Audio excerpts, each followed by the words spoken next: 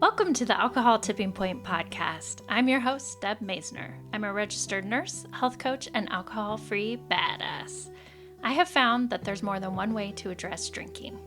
If you've ever asked yourself if drinking is taking more than it's giving, or if you've found that you're drinking more than usual, you may have reached your own alcohol tipping point. The Alcohol Tipping Point is a podcast for you to find tips, tools, and thoughts to change your drinking. Whether you're ready to quit forever or a week, this is the place for you. You are not stuck and you can change. Let's get started.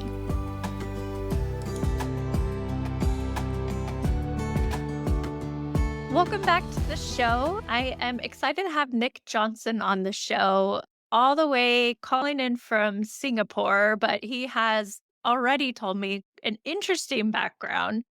I was excited to have him reach out just to share his experience that is unique, I think. I think he has a unique story, but very relatable even to people all over the world, whether you are an executive or you're a housewife. Like we can all kind of relate to this feeling of loneliness, of overwhelm, and then seeking help and then changing our lives by changing our drinking. So I just want to welcome Nick to the show. Welcome, Nick. Thank you so much, Deborah. It's great to be here. Well, I would love for you to share a little bit more about yourself, how you're coming to us from Singapore, what you're doing now, and then we'll get into more of your story. Absolutely. So I was born in Sweden, educated in Australia, and then I lived and worked the last 20 years in Southeast Asia, mainly in Singapore, Indonesia, Malaysia, and Thailand. And my story then is that as I studied in Australia, I started to get a taste for success already at university, working hard to get scholarships and chasing, becoming top of the class and stuff. That's something then that I brought with me into the workplace, looking only for getting the promotion, pleasing the bosses, hitting the results, and really got caught in that rat race of success. I didn't really think or question who I was or what was the purpose of all of this. And it was only coming to an end about 10 years ago. It started to come to an end when I really started to realize, why did I work so hard for this, for nothing?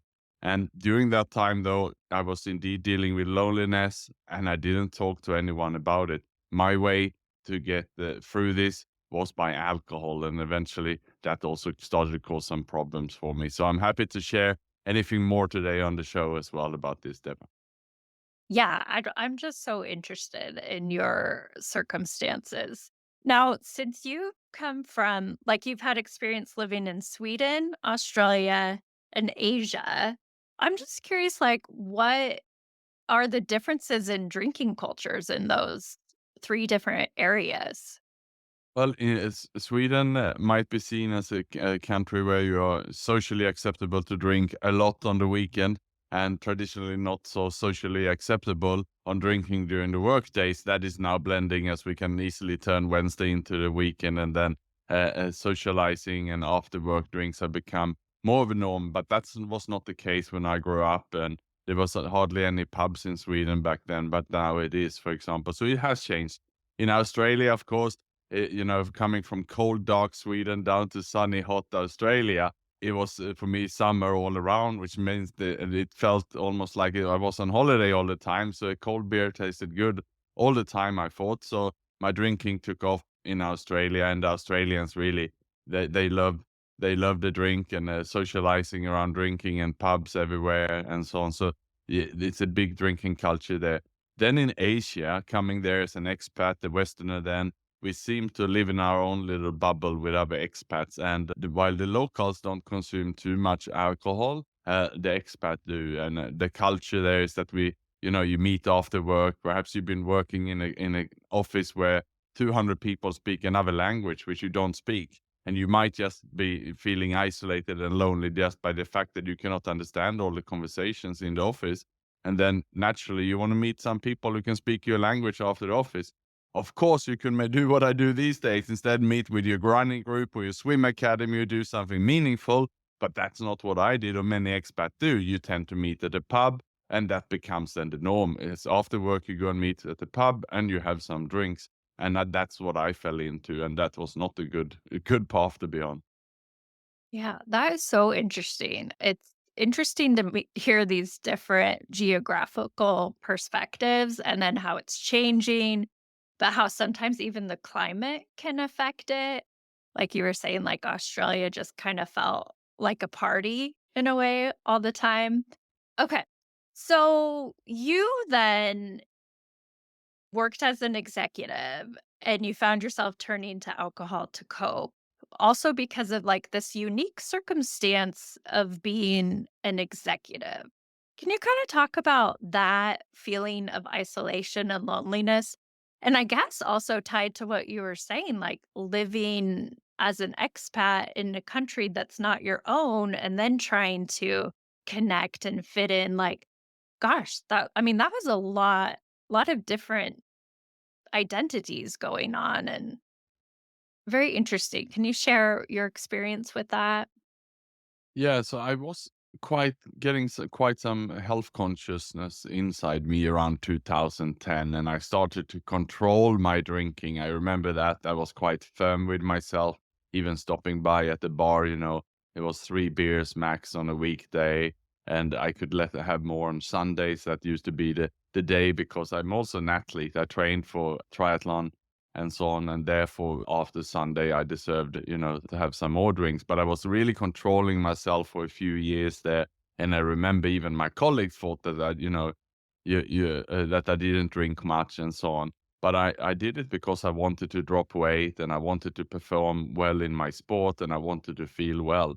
But then a few years later, around 2015, when I started to have feelings of really of isolation, loneliness, and when my marriage was also falling apart and I started to question myself, that's when I let go of those. I lost the control and I thought it doesn't matter anyway. So I stopped exercising. And then, instead of having the 3 beers, I thought, well, I'm not going to exercise and be up early tomorrow morning anyway. So why bother? And that's when I just decided to just keep drinking. And it went from being controlled to completely out of control quite quickly.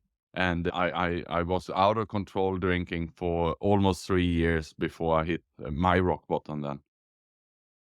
And what made you change? From the rock bottom and coming out of there was basically because I really thought that life was over. I reached a point in 2018 when I remember lying on my bed, looking at my left foot, which was swollen like an elephant foot at the time. And I had been to doctors and they done x-rays, they checked it for gout, everything. They couldn't find anything wrong with it. It was only later a psychologist diagnosed it as a psychosomatic illness. It was basically the level of anxiety and depression that I was in at the time. And I really didn't know how I could stop consuming alcohol at the time. It became my medication. And I was not drinking hard liquor. I was just mainly drinking beer, but around the clock just to medicate myself at this stage, just to control my nerve system. And topping that up with Valium and other kind of medicine just to get by. And that's easy to buy over the counter in Asia anywhere. So that was my life at the time. I wrote my will, my testament, signed up for life insurance. And it was when I sent these documents to all my closest in my family, but then they realized that something might not be quite right here. Until that point, on the outside, apart from my swollen foot and gaining weight, everyone thought that I was doing well.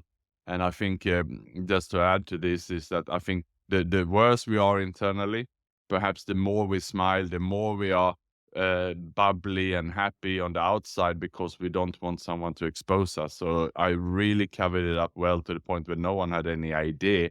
And it was only then I shared with my new partner, who's today is my sober wife, as I say, that things started to change.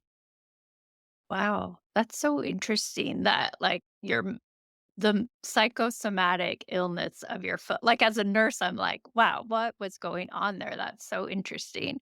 So for a while there, like health and fitness and being an athlete was keeping the guardrails on.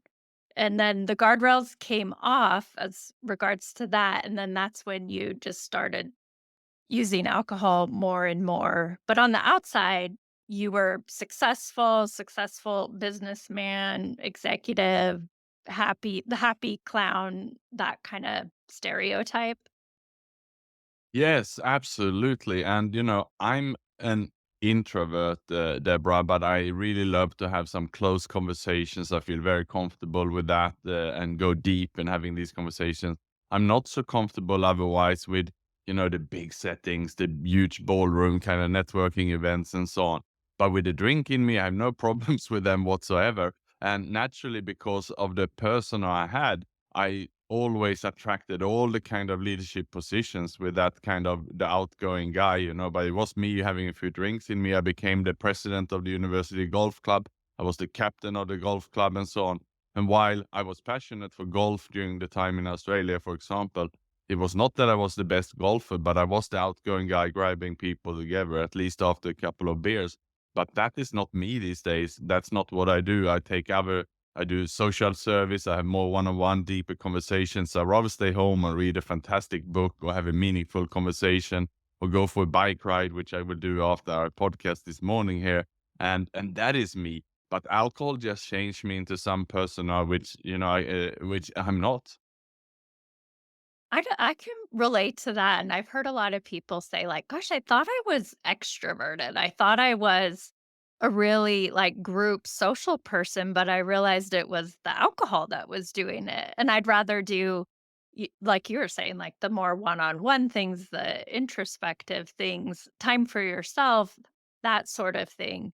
But I can see how it, like, feeds on itself because you were getting all this external validation, being the leader of your golf team, being kind of the social leader, the social guy, and you get a lot of positive reinforcement that way, which then also makes you keep drinking because it's like, oh, I guess drinking's making me more fun or the life of the party, even though it's not.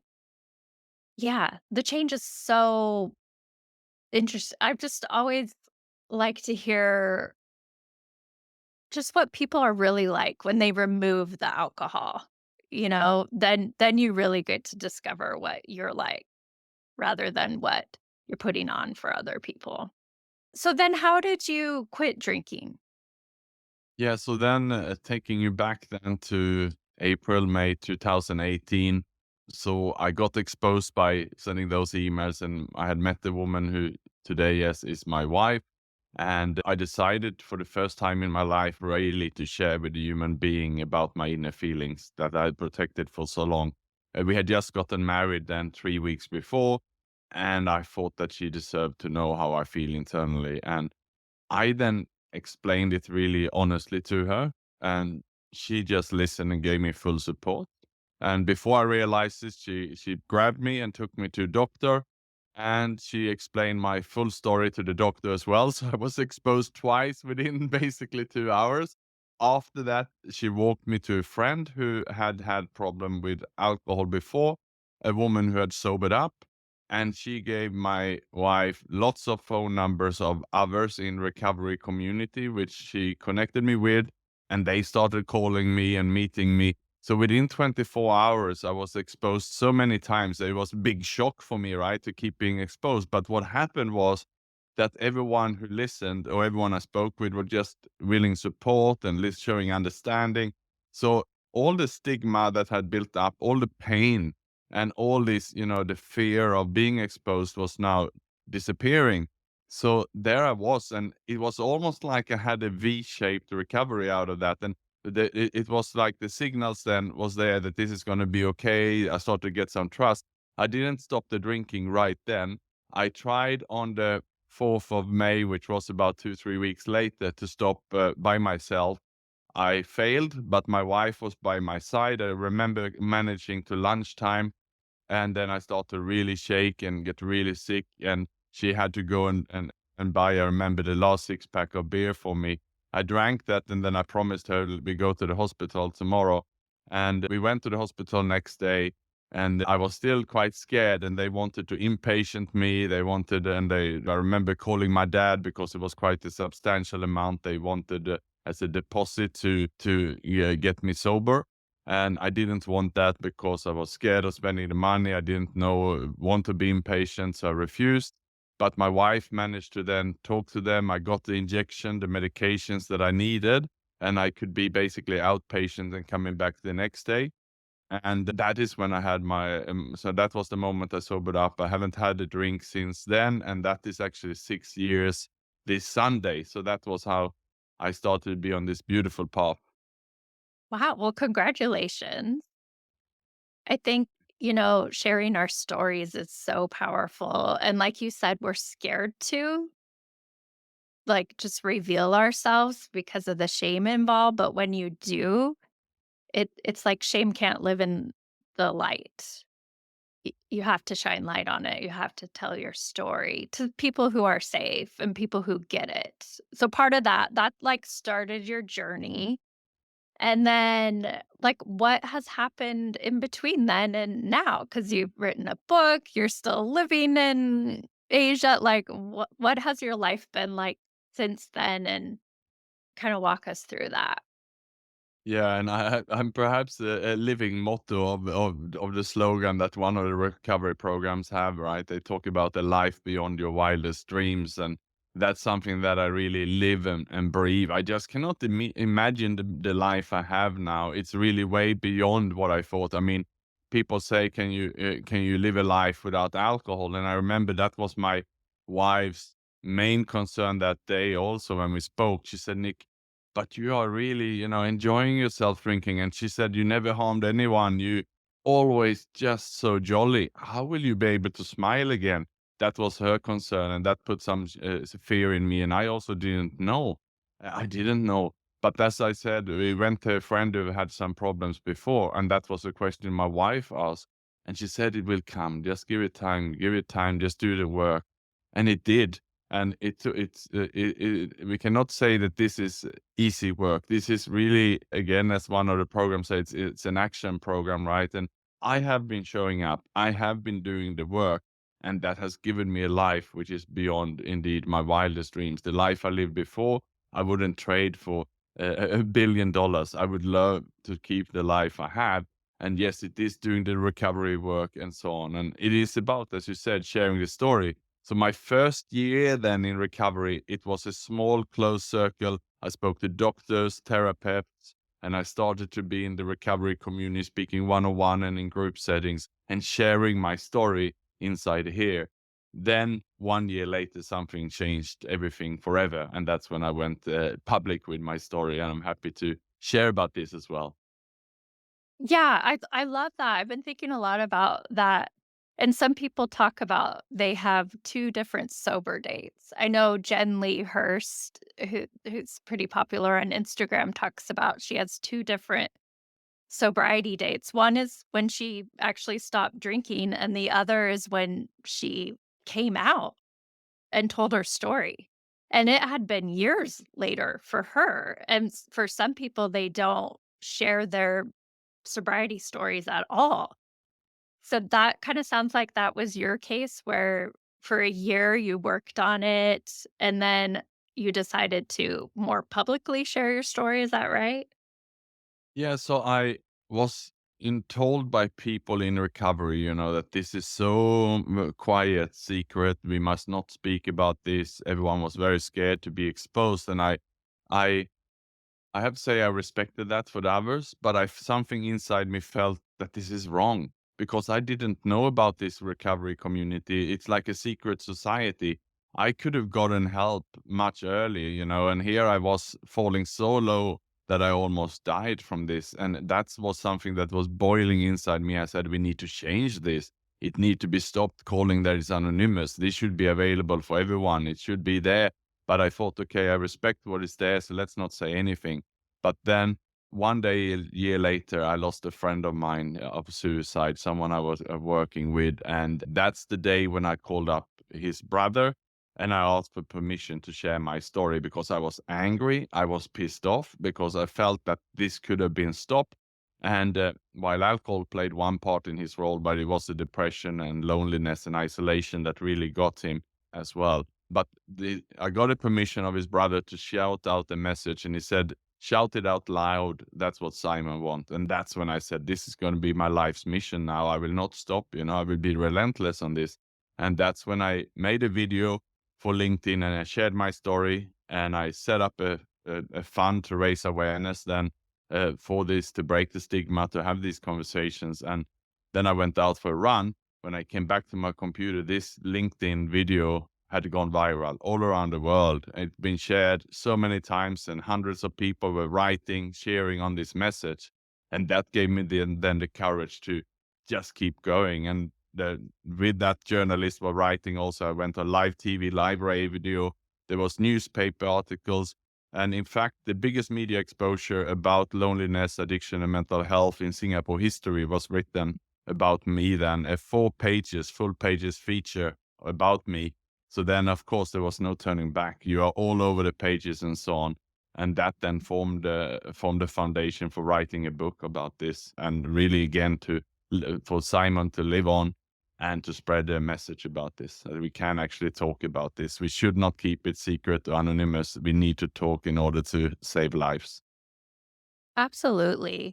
And you're kind of focused on the business world. I mean, you mentioned like you shared that on LinkedIn, which is usually typically, especially back then, people don't share personal stuff. You're supposed to hide it. And like you said, there is that so many people, different professions, whether you're an executive or you're a teacher, or like I'm a nurse or doctors, I've had judges, lawyers, counselors, they're all really scared to speak publicly because they're concerned about their own job security and what it would look like. And yeah, I can see how that is a huge step. So Yeah, bravo to you. yeah, and imagine if you're an expat. So many of the expats in Asia would be coming out from the big multinationals in the US, right? And working then stationed in Asia as a regional director, managing some countries or even the whole region. You're there, you've been sent with your whole family, your children are in international schools, the company pay for your rent or whatever because it's difficult to have your own properties and so on over in Asia. The legal system is different. Your work permit, your visa, everything is tied to your company. So the fear then of being exposed that if you are doing something, that won't just mean that you leave your job or lose your job. You will lose your work permit and you might have only 30 days to get out of the country. You have to pull out your children from school. And, imagine then coming home and telling your spouse this, that our life is changing, and this is what happened to me twice. And it happened once in Vietnam. It happened one time to me in Indonesia. And I was not ready because easily, we are working so hard around the clock for our company, serving that there's no time to keep a plan B ready. I didn't have a CV. I didn't have any recruiters on hand. So when I lost that, it was like a complete panic attack, because it's like a house of cards collapsing on you and you have nothing. You lose everything in one instant moment. The first time I lost my job in Vietnam, I didn't know the world of recovery, and I was perhaps building up too much, tension between me and my third boss at the time, and I was let go. I didn't fit in. I was very resentful then. Now I made peace with that, and I realized that I was not showing up at my best. And that was the first time that I then had a big crisis in my life and anxiety and so on. 5 years later, in another job, I had recovered, but still sort of that anxiety as a foundation of me. Then I did a great job. I'd just been promoted, and that's when my company was sold, and I was let go with 300 people. And that time I was not ready. I had no idea this would happen, and that's what then also led to my divorce as well because I just couldn't cope with it. My way was, to pulling out the son from the school, and I didn't know how if I can get a new job. How can we pay for this? So I pushed my ex-wife away and said, it's better you go back with our son to Sweden, just put him in school, and then we see what happens. But then I started to drink so much that I lost track of what was going on. So those are unique circumstances in this expat business world. Like you're really tied, like you're almost like married more to your company. When I got out of your book and you're kind of focused on executive loneliness, and the uniqueness and pressure of being an executive, being in that person in charge of everybody, how that can be so lonely and contribute to mental health problems. Can you speak to that? Because that's kind of your niche also, right? Yeah, I mean, there is a saying, right? It's lonely at the top, and that is certainly true because the higher up you go, the sort of the pyramid, the less people you have at your level to talk to. So if you're in middle management, you might have in other departments people at your level. You can go and have a coffee and a lunch with them and just vent a little bit and get that kind of sympathy, which we need to get.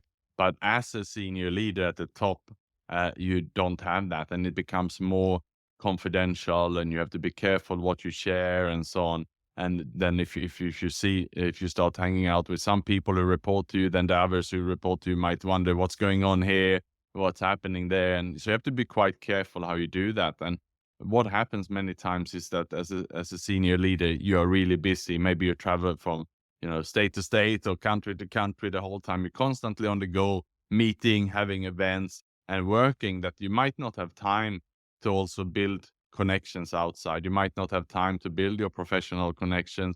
And that was what happened to me. I didn't have anyone to discuss my work-related challenges with.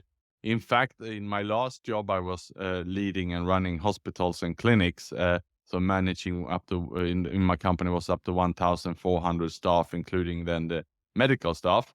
And at that time, I couldn't really discuss my challenges with the staff reporting to me. I'm there to drive them, motivate them, and so on, right? So the issue was I didn't talk to anybody about it. I had a great relationship with my boss, and in fact, we have stayed connected for many years. And I just didn't share what was going on. I didn't share the problems I had in the work, and I didn't share them with anyone. So the small issues that was in the workplace, the fact that I walked home with that pain every day, going to the bar, having a drink, forgetting about it, then showing up the next day and the problem was still there, and I didn't talk about it, was what really brought me down also. And I appreciate you sharing about the executives because I come from more working class, I've worked as a nurse. I've been with the little peons. And I think the executives, like you said, lonely at the top. And also, as much like power and respect that executives have, there's a really negative viewpoint of executives as well. And and I can see that being that person with all that responsibility, the loneliness that comes with it. Because, like you said, you don't have the other people around you to just kinda complain, do the water cooler talk about, bitch about management. Like, you don't have that. Like, you are that person. And where does that go? Where does that venting go? And for you, like, it went towards drinking. One of the things in your book is you have 5 steps to overcome executive loneliness. And I thought, wow, these really parallel, like, quitting drinking. So can you elaborate on the 5 steps?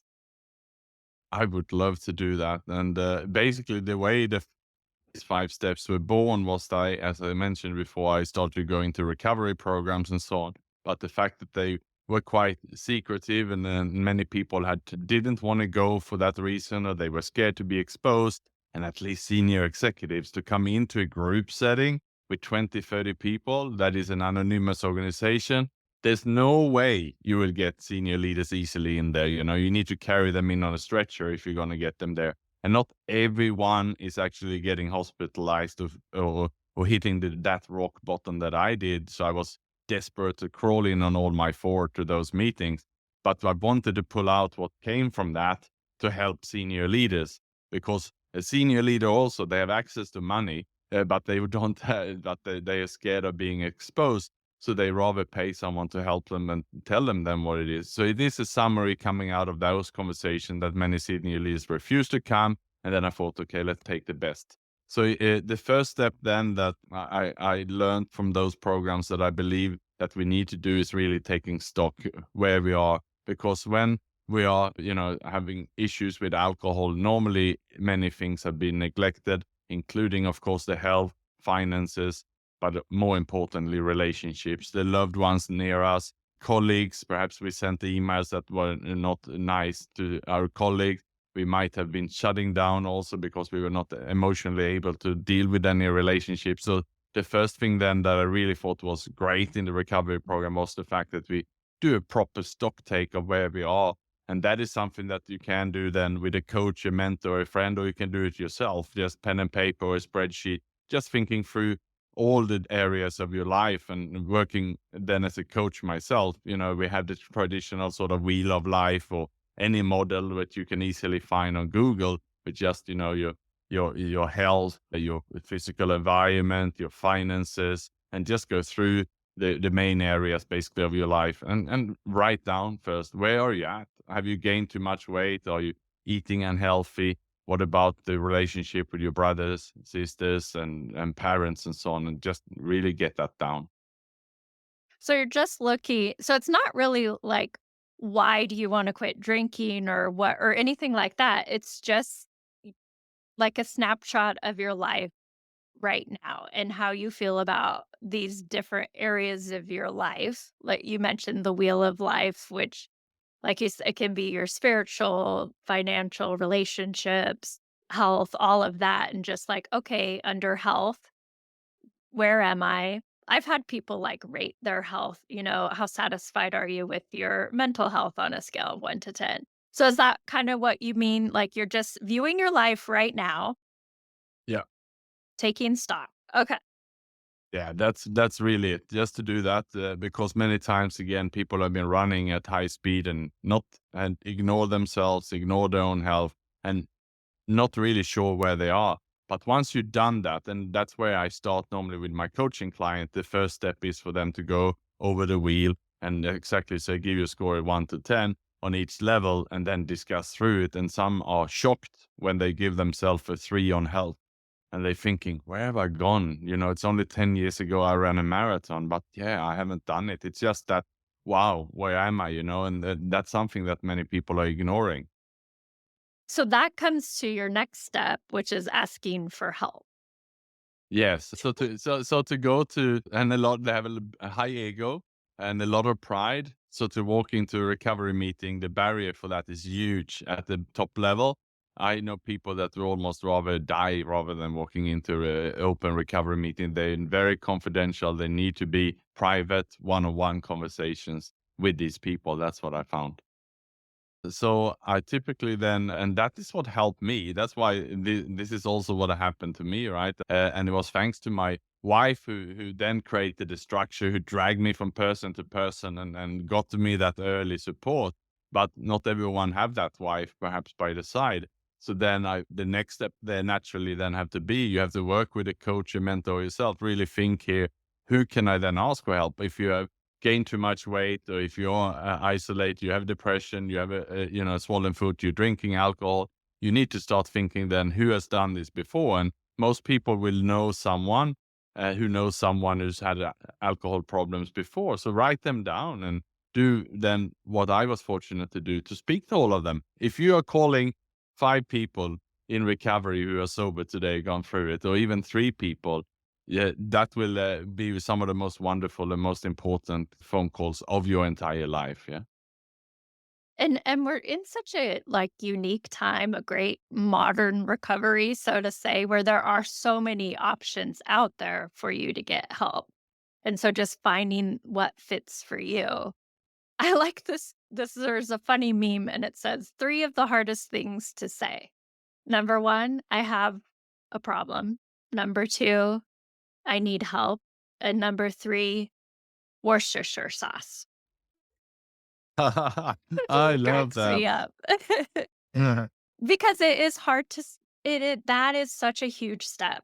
But if even sending an email, I remember the times I said something or asked for help, I was so scared, just like enter, put it when you put it out there, it's just like, "Wow, what's gonna happen now?" And I think it like you said, maybe diversifying your sources of help, kind of figuring out because not everybody's going to get it or be able to help you in the way that you need or want. So just kind of slowly experimenting with that help stage of things. So important. And you're right. Like your wife sounds amazing and so supportive, like so lovely. Okay, so let's go to number 3, getting healthy. Yeah, so I think if we're coming out from isolation, loneliness, or alcoholism, or even just over drinking, then typically we have neglected the body. And it's the physical body is linked to the emotional and mental. So I would just recommend everyone just to really, really focus on that first. And that's what I did. I had lost my health from having been a quite fit athlete until 2015. So until 18, there, 2.5, 3 years of drinking and hardly any exercise. I lost it all. I gained so much weight and I needed to get back. So that's what I did. And I worked then with a fitness coach who gave me a training plan, wearable devices. These days, it's quite easy and just set some easy goals. For me, it was just by starting, just by walking. I needed a discipline to get out of bed and go out, getting some sunlight and just walk. And that then I added on some cycling after about a month. And step by step, I came back into my health. And I would say, and then eating healthy, getting sleep, being kind to your body. And that's really, if you spend the first sort of 2, 3 months of your recovery being surrounded by good recovery conversations in the community, so there's so much out there. Explore it all if you can. Try different coaches, try different support groups, and just see what works for you and what clicks for you.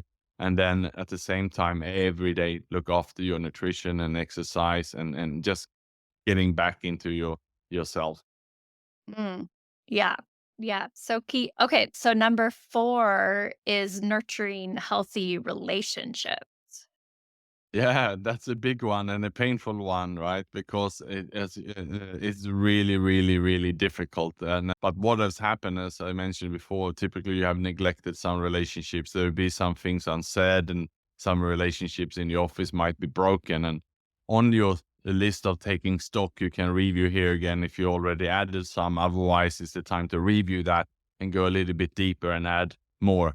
And I was asked at this step to even go back and look at my high school photos, think back from my childhood. Were there some children I had been part of bullying? And was it something that was unsaid? And I really, really took this serious. And I really did that. I even invited my parents to help me, and remind me of things that happened perhaps in high school. I made a very comprehensive list here, and I even went back, and some people I've not spoken to for 30 years plus, I went back to them and I asked for a coffee. And living in Asia, coming back to Sweden in summertime to see my family, I looked up these people and they are now connected and my friends again. And they were completely surprised when I eventually met them for coffee and I made amends and set things right with them. And some of them now we're very, very close connected. It's like, 30 years have passed, but then perhaps a small incident stopped that and we broke the relationship. And perhaps there was some pain I covered and walked around with inside me related when I thought of that person. That has now changed from pain into love. And that's what I done then with all my relationships. There was some silly incidents, and I can mention one more with my sister. My son was 5 years of age at the time. We were at the family lunch, and he had never had any candy or any soda. And when I didn't look, my sister gave him a Coca-Cola. And that time I was still controlling my drinking, which meant I was quite tense. And my way was never to argue or fight. I would just grab my son and pull him off the table, and we would just walk out and I'd be quiet. And my sister had been trying to call me after I rejected all calls. I didn't respond to any messages. For about a year, I didn't respond at all. I didn't speak to her. I showed up at the next family gathering and just saying hi, but not speaking, right? Just acting like things were okay, but I didn't speak to her. And this was basically our relationship. So she went on that list, and of course I had to go back and made amends for that. I asked her out for lunch, and I explained, and I said, I'm sorry for my behavior there. I explained what happened. And she didn't know to that moment what had happened, why I just stormed off. She had no idea that my son couldn't drink a Coke. And I just explained the state I had been in, that I wasn't able to have that kind of conversation because it stirred too much emotions inside me. And she understood then, and and of course she forgave me, and today our relationship is wonderful again. So that's just two little examples, but I went through about eight. I think I had 83 people on my list, which I repaired relationship with. Wow. Wow. And I think that one of the other aspects of this could be nurturing a healthy relationship with yourself and forgiving yourself. Absolutely. Typically here, people add themselves to definitely the list, perhaps first, and we need to make amends with ourselves and forgive ourselves for where we have been. But I think as for every amend you make, you're sort of getting a bit of yourself back. So it's all linked in. And I would say that perhaps this is the step we're talking about now is where I spend the most time on working as a coach now with the people. And it's not only people with alcohol problem. It's, I would say, in general, because many senior executives and CEOs have gone through divorces or are going through divorces.